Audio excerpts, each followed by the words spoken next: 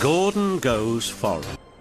Lots of people travel to the big station at the end of the line. Engines from the other railway sometimes pull their trains. These engines stay the night and go home next day.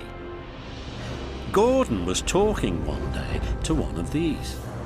"When I was young and green," he said, "I remember going to London. Do you know the place? The station's called King's Cross." "King's Cross?" snorted the engine. "London's Euston. Everybody knows that." "Rubbish," said Duck. "London's Paddington. I know. I work there." They argued till they went to sleep. They argued when they woke up. They were still arguing when the other engine went away. "Stupid thing," said Gordon crossly. "I've no patience."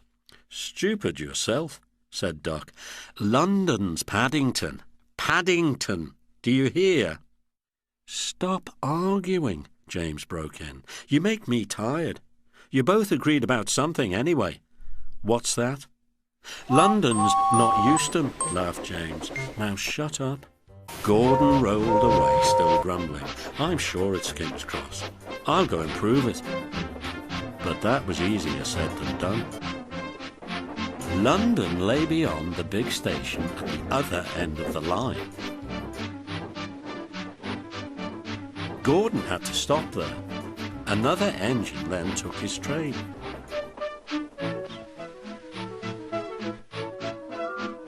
If I didn't stop, he thought, I could go to London. One day he ran right through the station.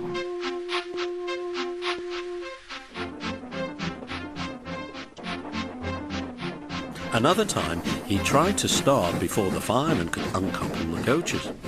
He tried all sorts of tricks, but it was no good. His driver checked him every time.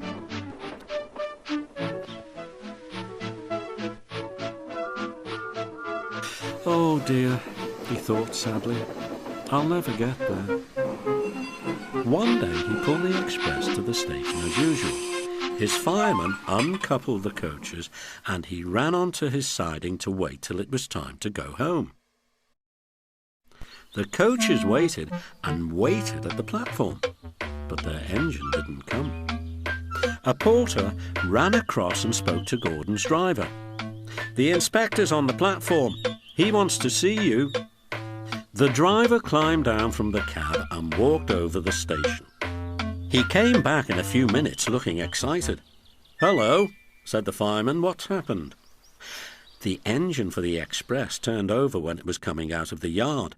Nothing else can come in or out.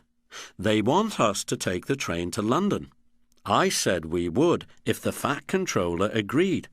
They telephoned and he said we could do it. How's that?" "Fine," said the fireman. "We'll show them what the Fat Controller's engines can do." "Come on," said Gordon. "Let's go." He rolled quickly over the crossings and backed onto the train.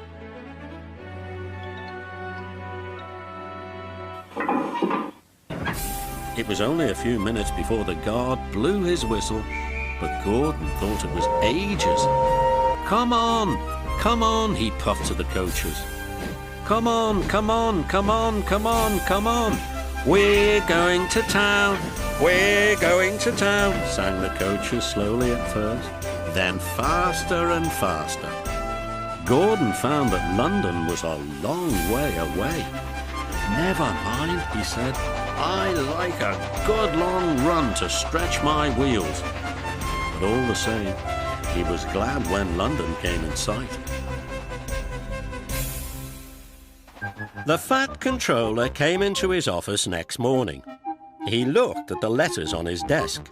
One had a London postmark. "I wonder how Gordon's getting on," he said. The station master knocked and came in. He looked excited. "Excuse me, sir, have you seen the news?" "Not yet. Why?"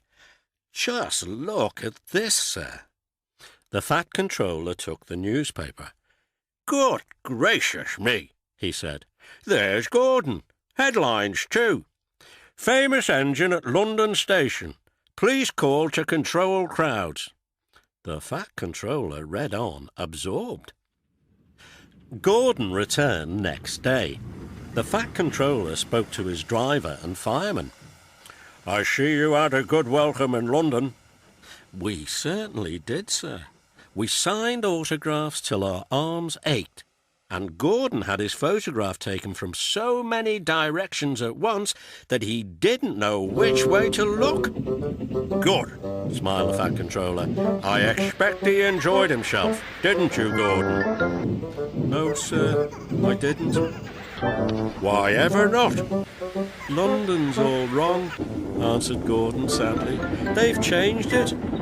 It isn't King's Cross anymore. It's St. Pancras.